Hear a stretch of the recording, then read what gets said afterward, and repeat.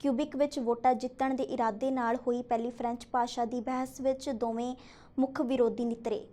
ਟੀਵੀਏ ਦੀ ਇਸ ਬਹਿਸ ਵਿੱਚ ਪਹਿਲਾ ਸਵਾਲ ਹੀ ਕੋਵਿਡ-19 ਮਹਾਮਾਰੀ ਦੇ ਨਾਲ ਸੰਬੰਧਿਤ ਪੁੱਛਿਆ ਗਿਆ। ਫ੍ਰੈਂਚ ਭਾਸ਼ਾ ਵਿੱਚ ਹੀ ਵਾਰਤਾਲਾਪ ਚੋਣਾਂ ਨੂੰ ਕਿਸ ਤਰੀਕੇ ਨਾਲ ਪ੍ਰਭਾਵਿਤ ਕਰ ਸਕਦੀ ਹੈ, ਮਾਹਿਰਾਂ ਨੇ ਇਸ ਤੇ ਆਪਣੀ ਪ੍ਰਤੀਕਿਰਿਆ ਦਿੱਤੀ। National numbers have actually been stabilizing over the last few days. The Conservatives did have some positive momentum going into this week, but it does seem that both the Conservatives and the Liberals are leveling off. Right now in the poll tracker, the Liberals are trailing the Conservatives. Conservatives have about 34% support. The Liberals are at 31%. The New Democrats are at 21%. And the Bloc Québécois is at 6%, People's Party at 4%, and the Greens are at 3%. But in Quebec, the Liberals actually have a lead there. This is one of the few areas, in addition to Atlantic Canada, where the Liberals have a pretty sizable lead. In the polls right now, they are at 34% in Quebec. The Bloc Québécois is at 27%. But we've actually seen that both the Conservatives and the New Democrats have taken some steps forward. The Conservatives are now at about 20% support, and the NDP is at about 13%. So it'll be interesting to see how this dynamic is going to be playing out, because most of the contests across the province are still between Justin Trudeau and Yves-François Blanchet, between the Liberals and the Bloc. But the Conservatives and the NDP do have something at stake in this campaign and in this debate, I should say. While the NDP was already gaining some momentum in Quebec with Jack Layton in 2011 before the French language debate, it really just accelerated that momentum forward. By 2015, the NDP was leading in the polls in Quebec before the two debates that were held then. Those debates really sapped the NDP support. Mulcair didn't have a position that aligned with a lot of Quebecers on identity issues, and we saw that the Liberals were able to take advantage of that and move forward after those French language debates. And then in 2019, the Liberals had a big lead in the polls going into the debates that took place in that campaign. Yves-François Blanchet really put the Bloc back on the map in those campaigns, in those debates, and really saved the Bloc and put them back on the map and reestablish them as a force. So this is what could be at play here, is that in the past we've seen that these French language debates have moved the needle a lot in Quebec. ਕਈ ਮਹੀਨਿਆਂ ਤੋਂ ਲਾਪਤਾ ਵਿਅਕਤੀ ਦਾ ਪਿੰਜਰ ਮਿਲਣ ਤੋਂ ਬਾਅਦ ਉਸ ਦੀ ਭਾਲ ਦਾ ਕੰਮ ਆਖਿਰਕਾਰ ਬੰਦ ਕਰ ਦਿੱਤਾ ਗਿਆ।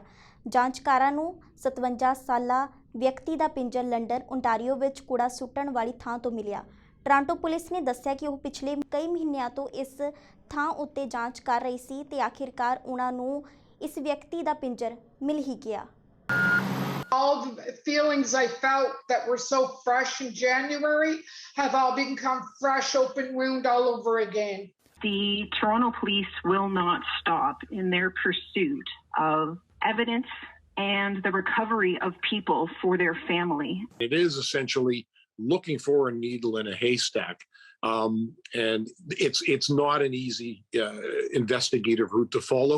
So by the mere fact that they found a body, to me, is miraculous. By virtue of that, they can then narrow down the grid or the specific location where the body was likely to have been. And right there and then you've narrowed your haystack by 99%.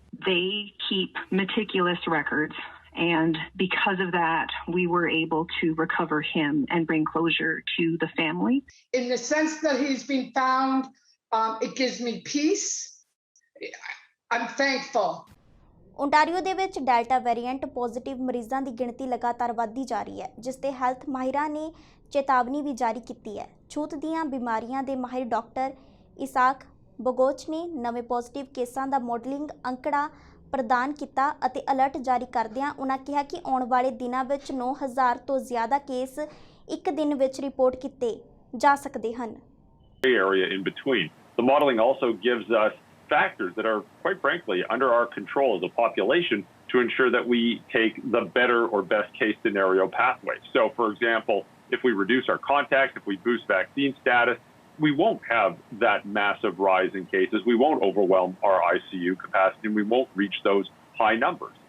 But of course, that means that there's a bit of heavy lifting that needs to be done right now. We've got to get those vaccines out. We've got to reduce those contacts. We've got to create safer indoor spaces, especially as we're in September. People are going back to school. People are going back to work.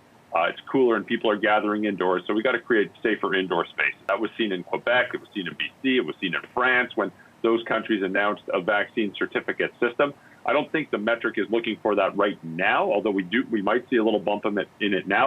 We'll probably see hopefully we'll see a steady rise throughout the weeks to come while this is on the horizon, about to be implemented on September 22nd. Will this avert a fourth wave? No, this by itself will not. This just helps create safer indoor spaces, not perfectly safe indoor spaces, safer indoor spaces. We know the vaccine is very effective, but it's not 100% perfect. Like, you can still get infected, you're just less likely. You can still transmit if you're infected, you're just less likely. So this just lowers the probability of introducing and transmitting COVID-19 in an indoor space. It doesn't eliminate that risk. It's helpful. It creates a safer indoor space. Also, just like you showed before, people want this. When we poll Canadians, 70 to 80% of Canadians are in favor for this. When you poll businesses, the majority of them are in favor of this as well. And we know what this does. We also know what this doesn't do. We just have to have honest communication about that.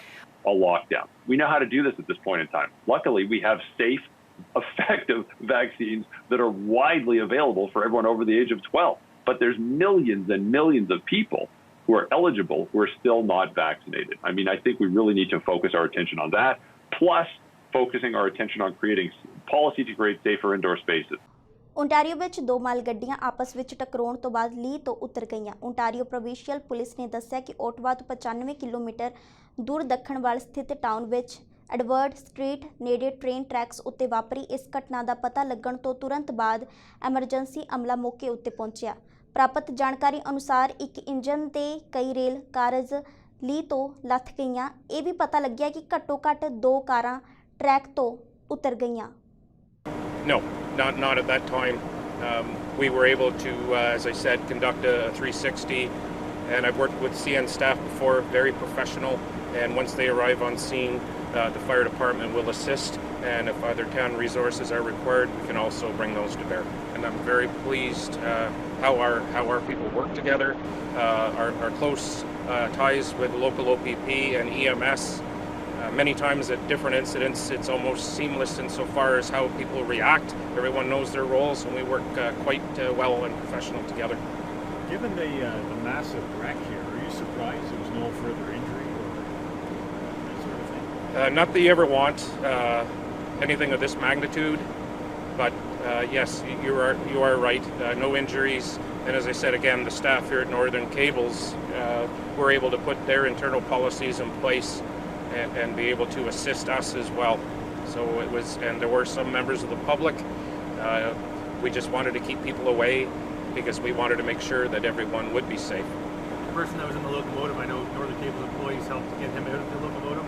How fast did you arrive on scene, and what was the situation when the fire did arrive? So we arrived on scene. I would venture a guess, I don't have that knowledge in front of me right now, I would say several minutes after the fact. We did assist EMS personnel and OPP with packaging, and as I said, that person is doing fine.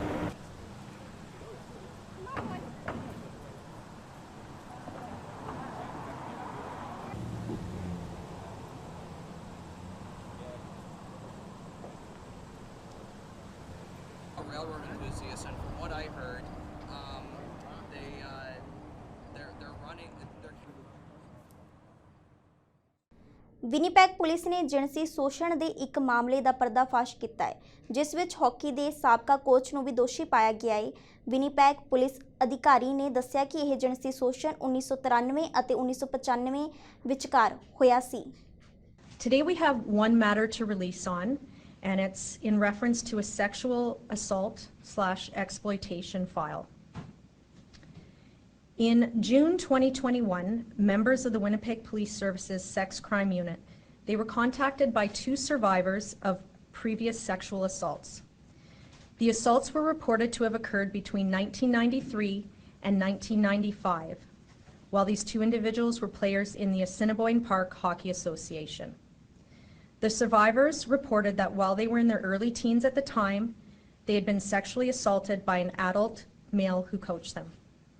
The survivors were separately invited to the suspect's residence where he lived at the time, where they were provided with money and alcohol, and subsequently they were sexually assaulted. They further reported that these incidents had been photographed and videotaped at the time.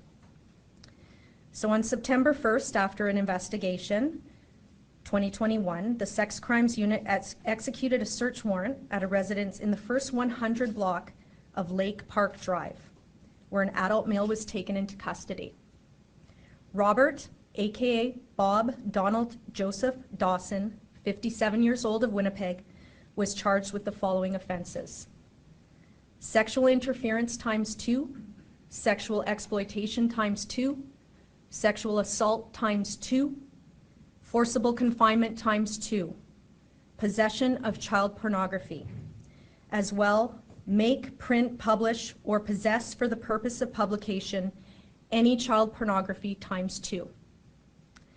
Now, this investigation is still continuing by the members of the Sex Crimes Unit. Anyone who may have information to assist these investigators, or if you wish to speak with the Sex Crimes Unit, please call 204-986-6245, or you can call anonymously to Crime Stoppers at 786-TIPS, which is 8477.